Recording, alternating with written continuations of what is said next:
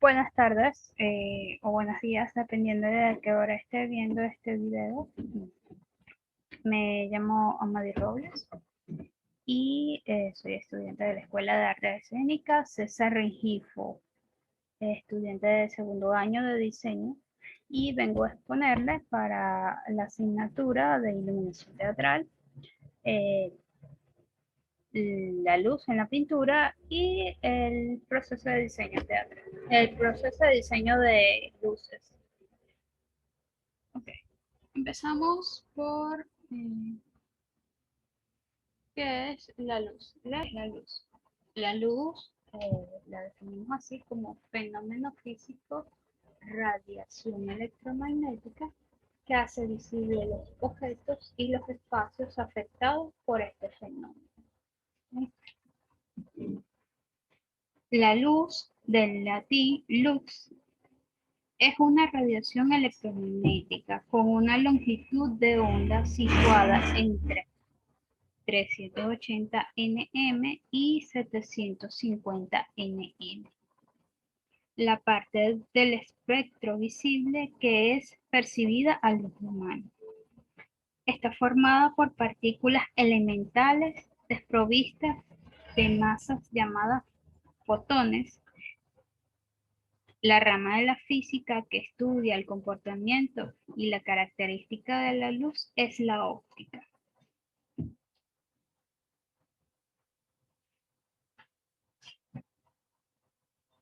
La luz difusa es una luz suave que no se puede distinguir bordes definidos. Es difícil de controlar, por lo que no se recomienda para iluminar zonas en las que se requiere mucho control de la luz. Las luminarias de la luz difusa, que lo veremos más adelante, funcionan idealmente para iluminar zonas amplias del escenario. Estas grandes masas de iluminantes pueden llamarse de luz. Estas grandes masas de luz comúnmente se llaman ambientes o baños de luz. La luz concreta es el contrario a la luz difusa.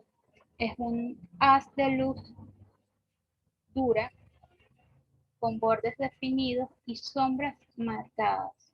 Es ideal para iluminar espacios que requieran un manejo preciso de luz sin fugas. Los elipsoidales, que veremos más adelante, también conocidos como licos, son las principales luminarias concretas que se manejan en los teatros.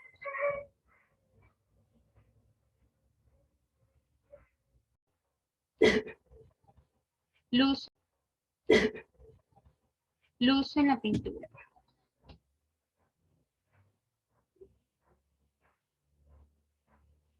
La luz en la pintura.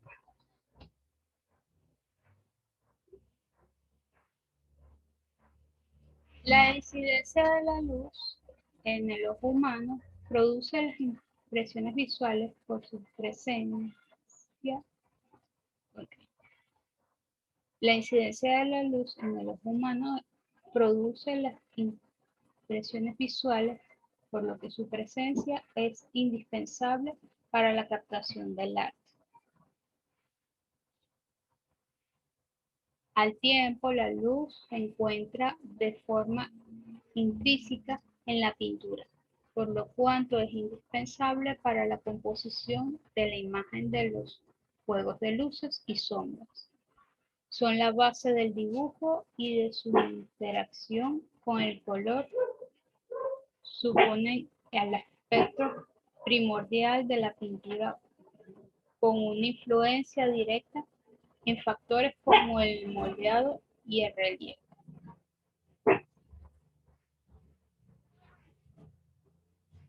La representación técnica de la luz ha evolucionado a lo largo de la historia. La pintura para su plasmación se han creado a lo largo del tiempo diversas técnicas como el sombreado, el claroscuro, el esfumado o o el tenebrismo. El mayor énfasis otorgado a la plasmación de la luz en la pintura se denomina luminismo, término aplicado generalmente a los diversos estilos como el tenebrismo, barroco y el impresionismo, así como diversos movimientos como el luminismo americano, el belga y el valenciano.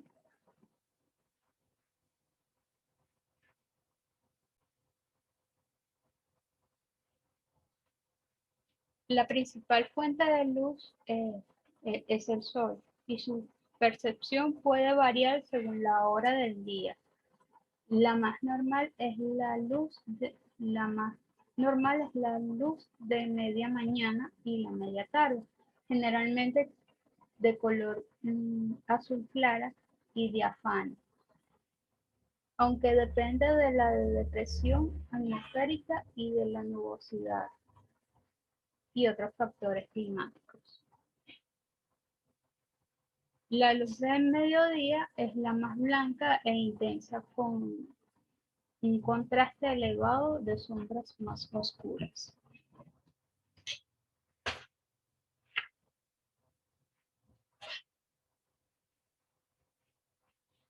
La luz de atardecer es más amarillenta, suave, cálida del ocaso. No es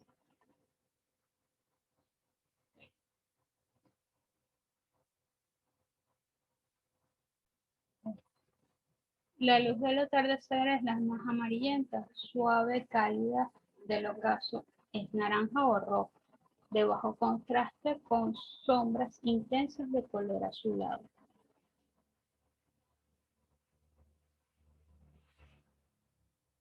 La del anochecer es un rojo más oscuro, es una luz tenue con sombras constantes más débiles y el movimiento conocido como al de Alpegón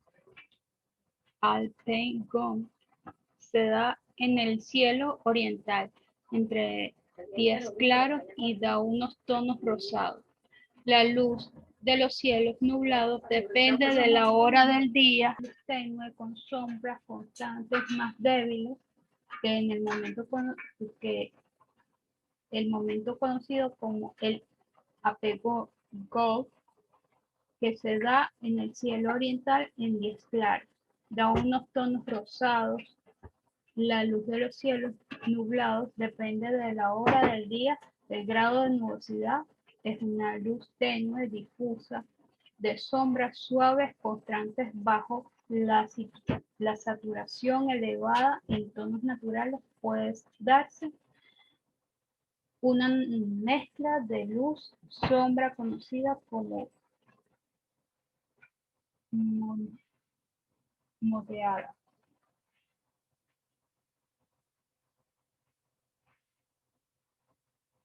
Por último, la luz nocturna puede ser lunar o de alguna reflexión atmosférica de la luz solar.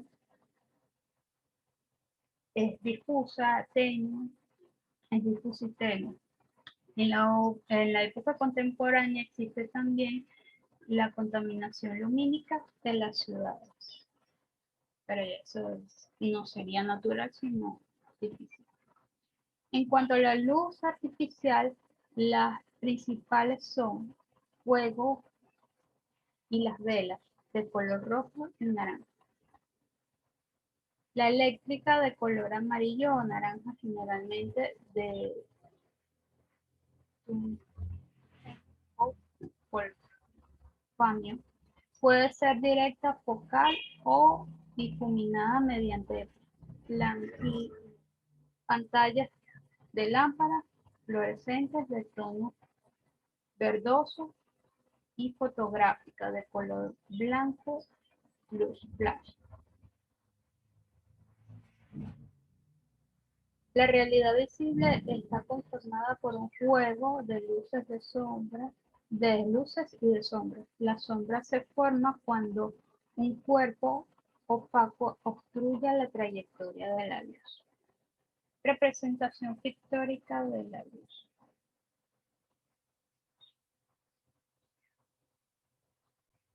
En terminología artística se denomina luz al punto o centro de difusión lumínica de la composición del cuadro, o bien una parte luminosa de la pintura en relación a las sombras.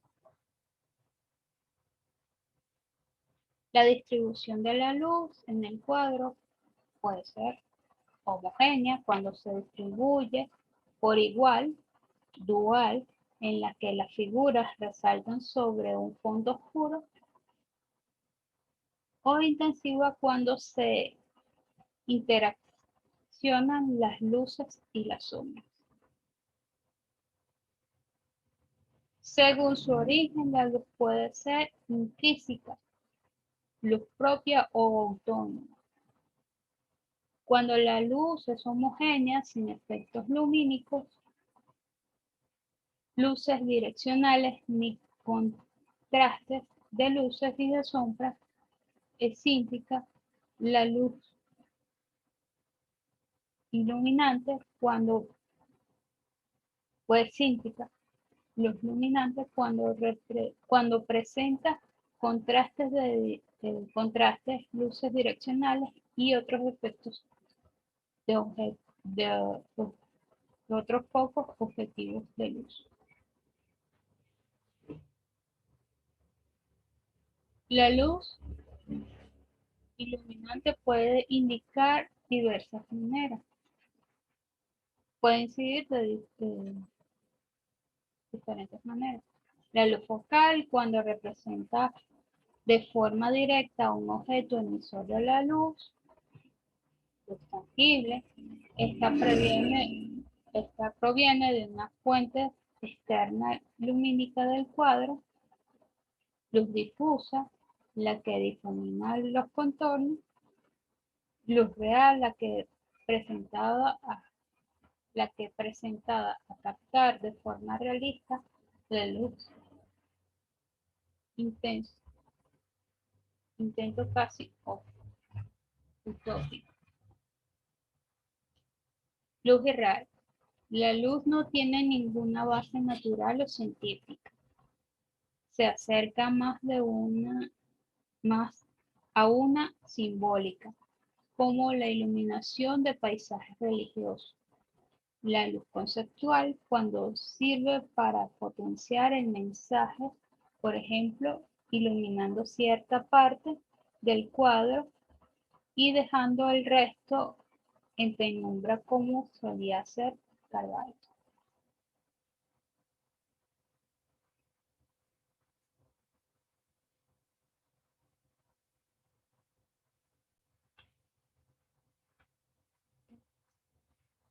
En cuanto a su procedencia, la luz puede ser luz natural, ambiente, en la que aparecen sombras de figuras u objetos. La luz proyectada se genera sombras y sirve para modelar figuras. En la representación pictórica de la luz es esencial distinguir su naturaleza, natural, artificial, y establecer su origen, intensidad y cantidad cromática. La luz natural depende de diversos factores como la estación del año, la hora del día, la luz aurora, diurna, crepuscular o nocturna, la luna, las estrellas o la climatología. Por su parte, la luz artificial es diferente según su procedencia. Una vela, una antorcha o un fluorescente o una lámpara, luces de neón, etc. En cuanto al origen, puede estar focalizado, cual de forma difusa, sin origen determinado. De la luz depende el cromatismo e imagen, ya que según su incidencia objetivo puede tener diversas tonalidades, así como reflejos, ambientes, sombras proyectadas en una imagen iluminada. En el color se considera saturado en su correcto nivel de iluminación, mientras que el color en la sombra simplemente siempre tendrá un valor tonal más oscuro y será el determinante relieve y el volumen. La luz ligada al espacio, por lo que en la pintura está íntimamente ligada con la perspectiva, la forma de representar en un espacio tridimensional es un soporte bidimensional, como es la pintura. Así, perspectiva lineal, la luz cumple la función de resaltar los objetos, de generar el volumen a través del moderado en forma de grabaciones luminosas, mientras que en la perspectiva del área se buscan los efectos de la luz tal cual como son percibidos por el espectador en el medio ambiente. Como un elemento más representante en la realidad física representada, cabe tener en cuenta que el foco de la luz puede estar presente en el cuadro o no. Puede tener una procedencia directa o indirecta, interna o externa al cuadro.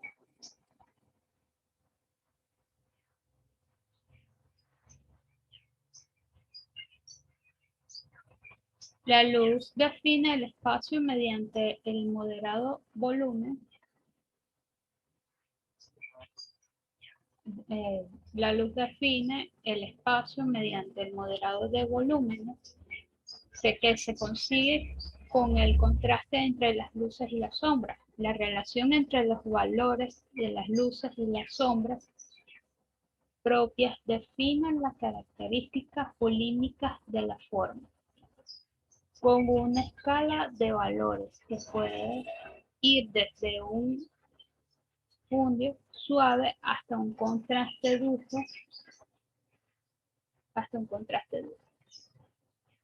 especial. Los límites espaciales deben ser objetivos cuando están producidos por personas, objetos, arquitecturas, elementos naturales y otros factores de la corporalidad.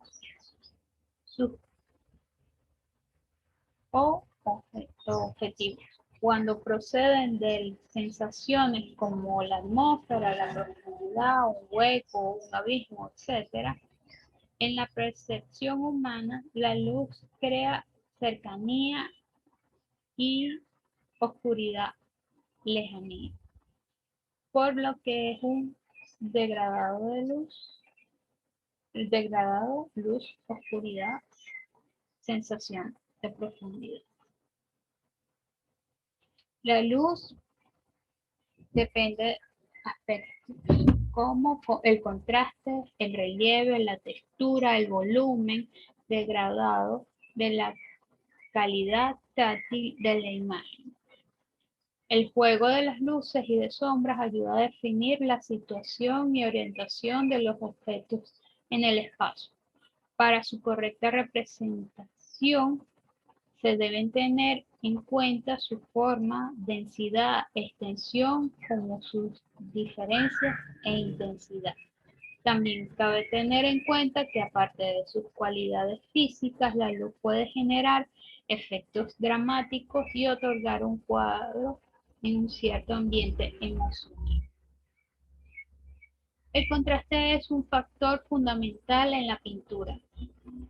Es el lenguaje con el que se conforma la imagen. Existen dos tipos de contraste lumínico, el que puede ser por claroscuro, la luz y sombra, u por superficie, punto de luz brilla más que el resto. En el cromático, que puede ser tonal, constante entre los tonos, o saturación, un valor vivo con otro neutro. Ambos tipos de contraste no son excluyentes, de hecho coinciden en una misma imagen la mayoría de las veces. El contraste puede tener diversos niveles de intensidad. Su regulación es la principal herramienta del artista para lograr la expresión apropiada para su obra. El contraste entre la luz y la sombra depende de la expresión tonal que el artista genera al otorgar a su obra, que puede ir desde suavidad hasta dureza, lo que otorga un menor o mayor grado de dramatización. El contraluz, por ejemplo, es uno de los recursos que aportan mayor dramatismo, ya que se produce en sombras alargadas y tonos más oscuros. La correspondencia entre la luz y la sombra entre el color se consigue mediante la valoración tonal. Los tonos más claros se encuentran en zonas más iluminadas en el cuadro y los más oscuros en las que reciben menos iluminación. Una vez el artista establece los valores tonales, escoge las gamas de color más apropiadas para su representación. Los colores pueden aclarar o oscurecer hasta conseguir el efecto deseado. Para aclarar se añade a un color otros colores afines, como son los grupos de colores calientes o colores fríos, más claros, así como cantidades de blanco, hasta encontrar tono adecuado para oscurecer, y añaden colores oscuros afines, algo de azul o de sombra. En general, la sombra se confecciona mezclando un color con un tono más oscuro. Además de la luz, es un complementario del color propio, como amarillo, azul oscuro, rojo, azul primario o magenta y verde. Técnicas de pintura. La pintura en óleo consiste en disolver los colores en aglutinantes de tipo oleoso, aceite, aceite, linaza, nuez, almendra o avellana, aceites animales, añadiendo aguarrás para que sequen mejor. Esto es los ingredientes que se utilizan para hacer la pintura.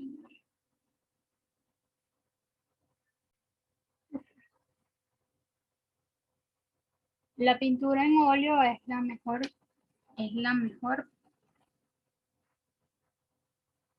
Permite la pintura al óleo es la que mejor permite valorizar los efectos lumínicos y los tonos cromáticos. Es una técnica que produce colores vivos e intensos, efectos de brillo, resplandores, permiten un trazo libre, fresco, así como una gran riqueza de textura. Por otro lado, gracias a la larga pervivencia en un estado fluido, permite correcciones posteriores. Para su aplicación se puede emplear pinceles, espátulas o raquetas lo que permite múltiples texturas de capas finas, de veladuras, hasta gruesos impastes, que se producen en una luz más densa. Pintura al pastel. Pintura al pastel se elabora con un lápiz de pigmento de diversos colores minerales con aglutinantes, coalín, yeso, goma,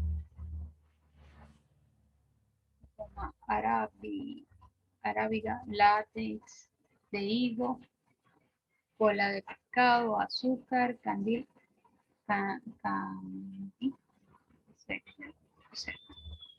mezclado con la cera y jabón de Marsella y cortado en forma de barritas. El color se debe extender con un difumino, un cilindro de papel o papel que se usa para difuminar los trazos de color. El pastel reúne las cualidades del dibujo de la pintura, aporta frescor y espontaneidad. Acuarela. Acuarela.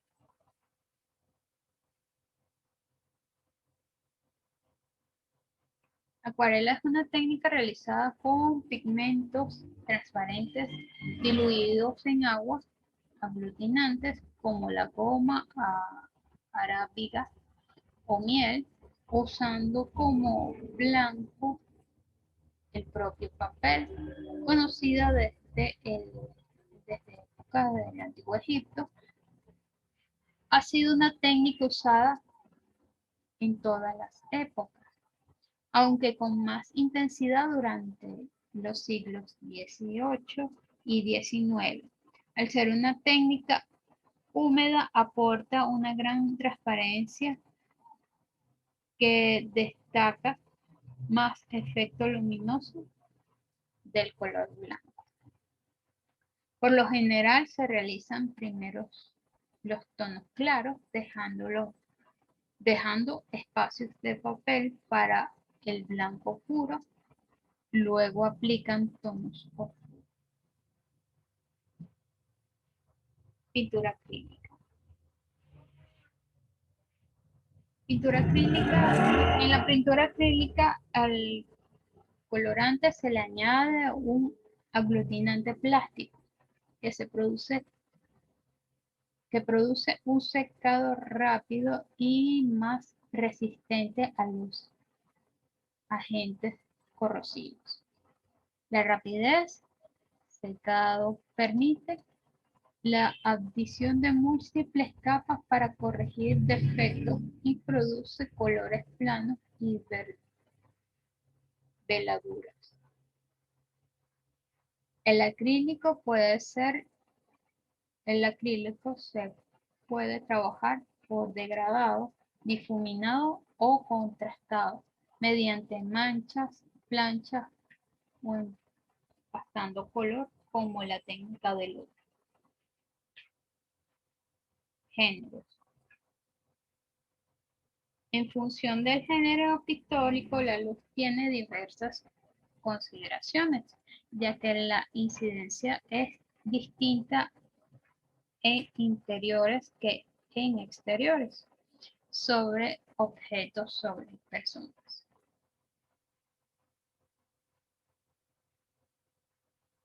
En interiores, la luz generalmente tiende a crear ambientes íntimos, por lo general, un tipo de luz indirecta que se filtra por puertas, ventanas, tamizadas por cortinas u otros elementos. En estos espacios se suelen desarrollar escenas de ámbito privado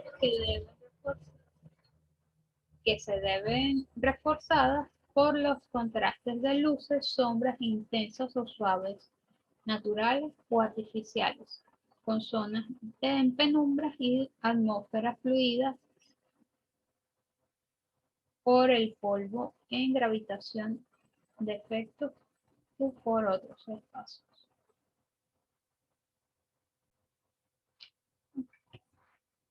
En estos espacios se suelen desarrollar escenas de ámbito privado que se ven reforzados por los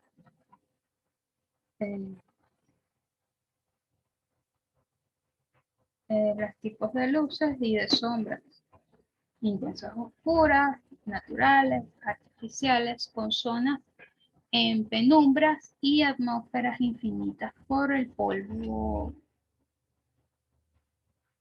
antihabitación y otros efectos originados por eh, otros efectos por el espacio. Un género aparte de la pintura de interiores es el bodegón o naturaleza muerta, en la que suelen mostrar una serie de objetos alimenticios dispuestos como en un aparador. Estas obras pueden ser manipuladas a la luz y voluntad del artista, generalmente con efectos dramáticos como luces laterales, frontales, cenitales, que lo veremos más adelante. ¿Okay? Textura, objetos, así como sus brillos y transparencia dependiendo del material.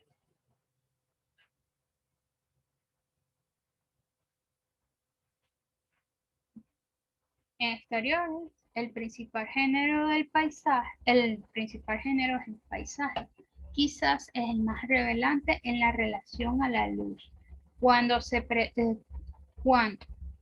presencia es fundamental, ya que cualquier exterior que se haya envuelto en una atmósfera lumínica determinada por la hora del día, las condiciones climatológicas ambientales, existen tres principales modalidades de paisajes conocidos por los términos ingleses de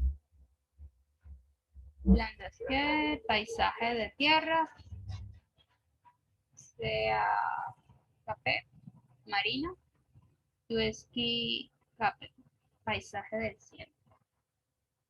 El principal reto del artista en estas obras es captar el tono preciso de la luz natural según la hora del día, la estación del año, las condiciones de edición, la, okay.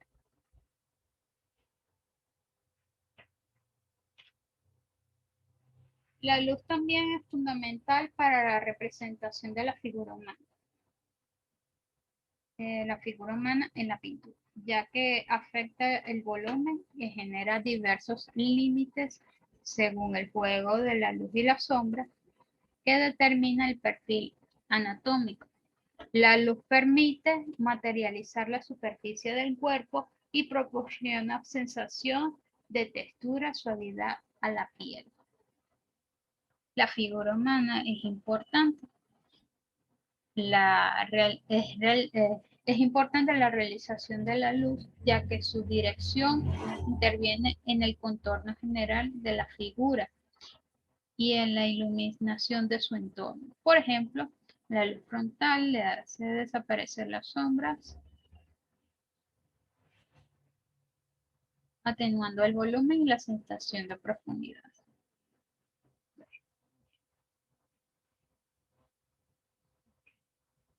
En relación al ser humano se caracteriza. En relación al ser humano es característico el género de retrato en que la luz interviene de forma decisiva para el método del rostro. Su elaboración, aparte de las mismas premisas del cuerpo humano, son añadidos mayor exigencia la representación fidedigna de los rasgos fisionómicos e incluso de la necesidad de plasmar la psicología del personaje. El dibujo es fundamental para modelar las facciones acordes al modelo y a partir de allí la luz del color, el nuevo vehículo de traslación de la imagen.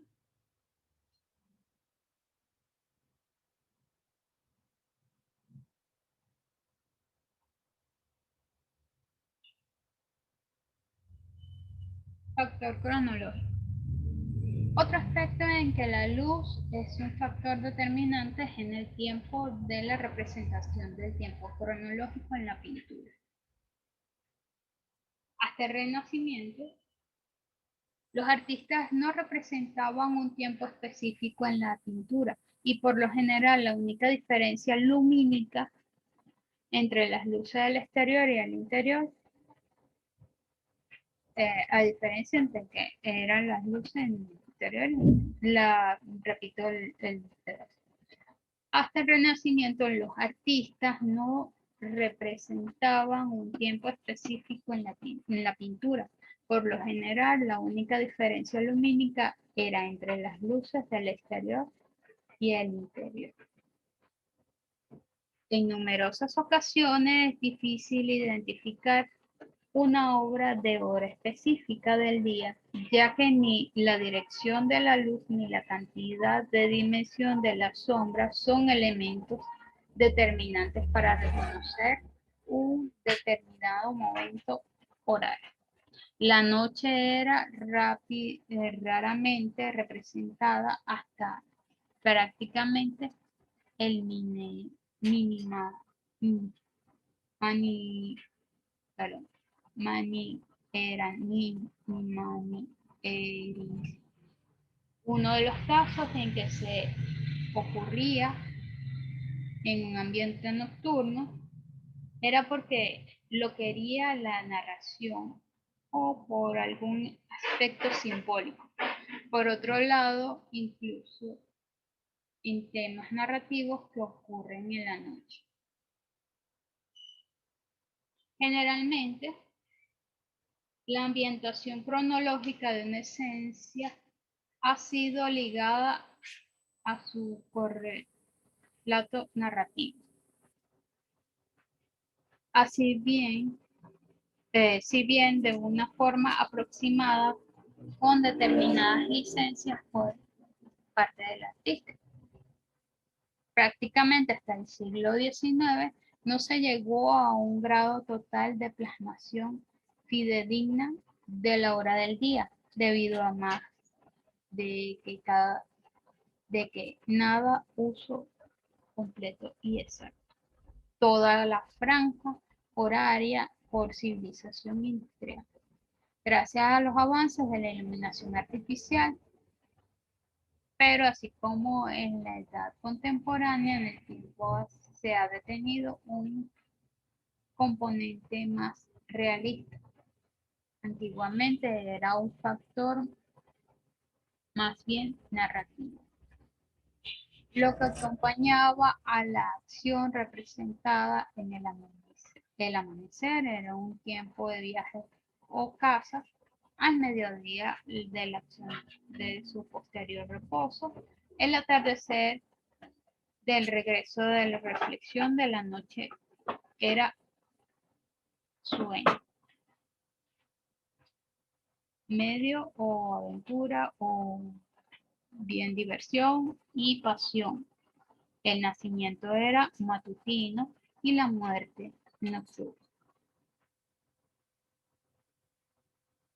La dimensión temporal empezó a cobrar relevancia en el siglo XVII, cuando los artistas como Claudio Lorena o Salvatore La Rosa empezaron a desligar la pintura del paisaje de contexto narrativo y a elaborar obras en las que la protagonista era la naturaleza, con las únicas variaciones de la hora del día, de estación del año o la estación del año. Esta nueva concepción se fue desarrollando en un vedutismo dieciochesco y el paisaje romántico 900, perdón, novecentista, y culminó con el impresionismo.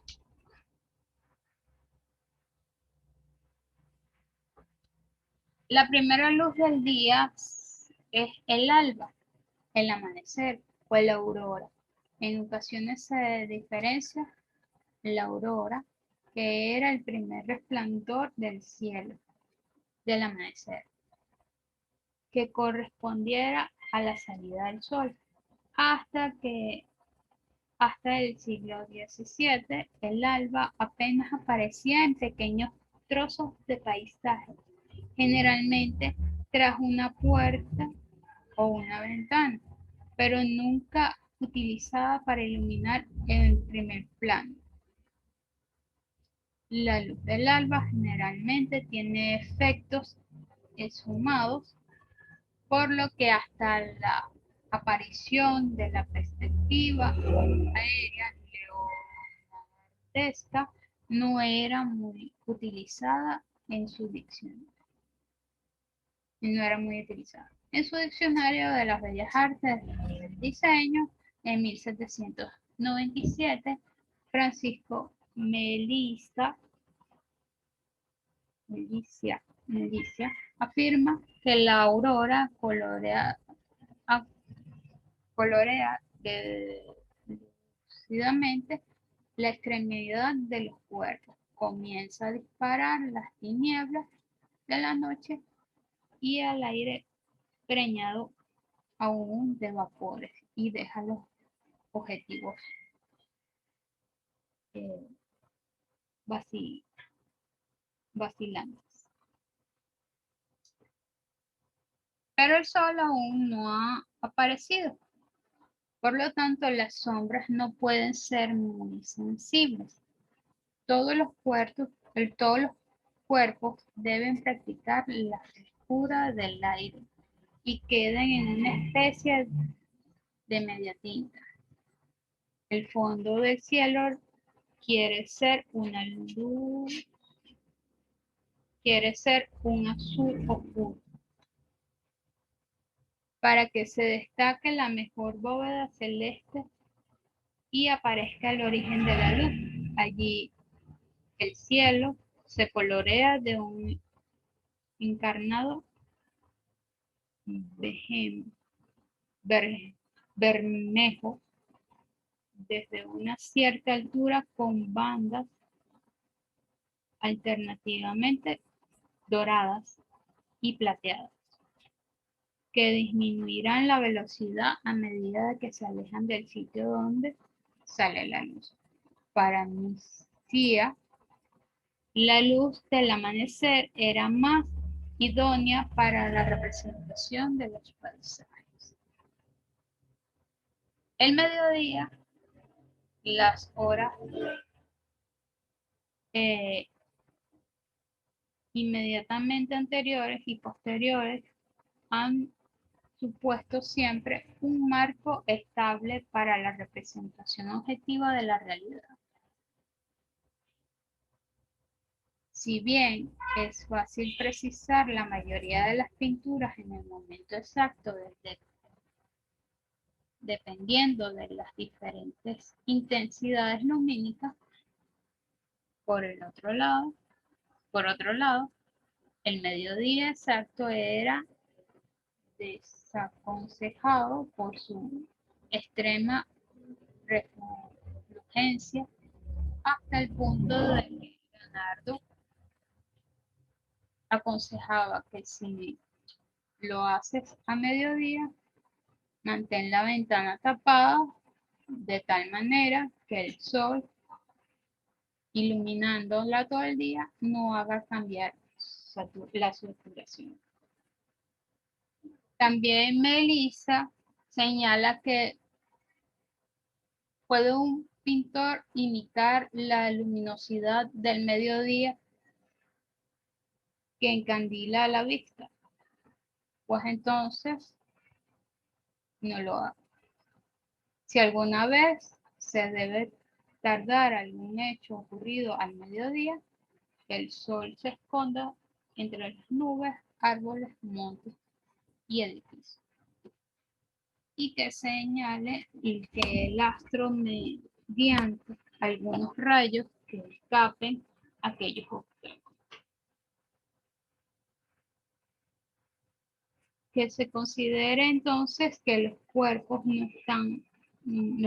no dan sombra u poca de los colores por la excesiva vivacidad de la luz, aparecen menos vivos que en las horas en que la luz es más atenuada. La mayoría de los tratados de arte aconsejaban que la luz de la tarde, que fue más empleada sobre todo en el Renacimiento hasta el siglo XVIII,